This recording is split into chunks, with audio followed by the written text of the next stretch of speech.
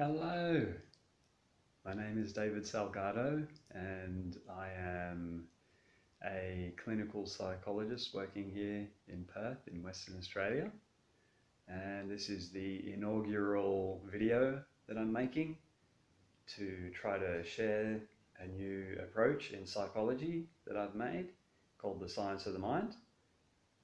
And I wanted to start off with sharing a little piece of emotional intelligence out there with anybody that I can get these good messages out to. And it's about arguing. It's about the fact that if we're arguing with someone, they've got a different perspective and somebody's getting upset. Maybe it's ourselves, maybe it's the other person. But ultimately, someone is getting upset if there's an argument. And it's gone beyond just a friendly debate where, both parties involved have open minds and are sharing and exchanging information. And it's getting a little bit upset, a little bit angry, maybe a bit frustrated. At that point, I'm saying to you, if you're training with the science of the mind, that's the time to just let it go. Just be peaceful with it, take some deep breaths if you like, and just leave it, because I was writing this analogy in the blog that I've been writing for the science of the mind. And I think it was yesterday or the day before that I was saying this analogy of a typewriter versus a modern computer. Like with the older generations of people in this world, it's like they might have grown up using typewriters.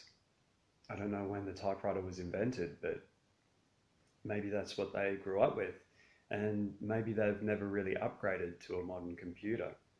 Whereas if we're a younger person, maybe we're a teenager or a kid, we're using maybe some of the most cutting edge computing technology there.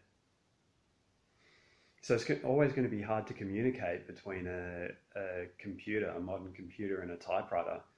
There's no real way to network across the messages across between those hardwares. I mean, there's no software at all with a typewriter. So sometimes we just need to kind of realize and cut the older generations a bit of slack to realize that, maybe they grew up with different ideas, and maybe those ideas are outdated or don't seem right to us as younger generations. But sometimes it can even be someone in our generation, like a younger generation, who is, having some ideas that seem like us to be just less evolved, maybe sort of like a typewriter kind of thing versus our ideas that we feel like are a modern computer. And sometimes they feel like our ideas are like a typewriter, they're a bit outdated or they're a bit wrong or whatever. So at the end of the day, my big message here for the inaugural video post of the science of the mind is to pretty much, don't argue, just no arguing at all, because this is one of the big things that damages relationships. So just leave it. If there's an argument starting, just leave it. Just take some deep breaths, walk away. Just give the other person a hug. Just be friendly, and say, "Oh, we'll try and work it out later." But I don't really mind about who's right or who's wrong. Okay, so that's the first video post for the Science of the Mind videos. That hopefully I can release a whole heap of these kind of videos to try to increase your happiness, because that's what the Science of the Mind, this new treatment program, is about, is just sharing and giving knowledge, the knowledge that I've been able to develop over years of applying the cutting edge of psychology to my own mind. So it's making me just want to give to the world, and it's all freely available to you. The blog is free. There's all sorts of meditations and resources on the blog. And there's a book that I wrote there, and now there's these video posts.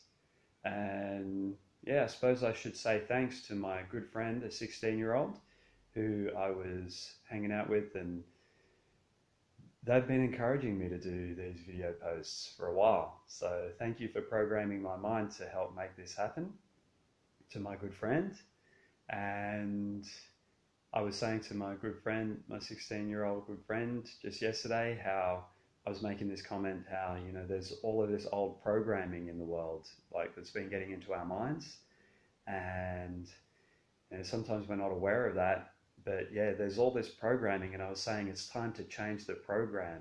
And and my good friend was saying, "Wow, you should be a rapper or something because you know you've got the first meaning of programming, you know, the mind, you meaning like the training of ideas and thoughts and speech patterns and behavior patterns, like programming, like in that sense. But as in changing the program, like changing the channel on the TV station, and the way that I said it was just really flowing. So they were saying, "Oh, you should be a rapper," and I was saying, "Oh, I actually did make a little rap song, you know, when I was younger, in my younger years, when I was still a teenager." And it flowed pretty well. You know, so they were saying, "Oh, you got to dig that out." And I was saying, "Oh, yeah, maybe."